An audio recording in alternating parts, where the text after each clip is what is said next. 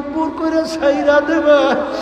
আজান কিয়ামতের ময়দানে ঘর নাই, বাড়ি নাই, গাছ নাই, পানি নাই, আগুন নাও কোনো জায়গা নাই, ছায়ার কোনো ব্যবস্থা নাই।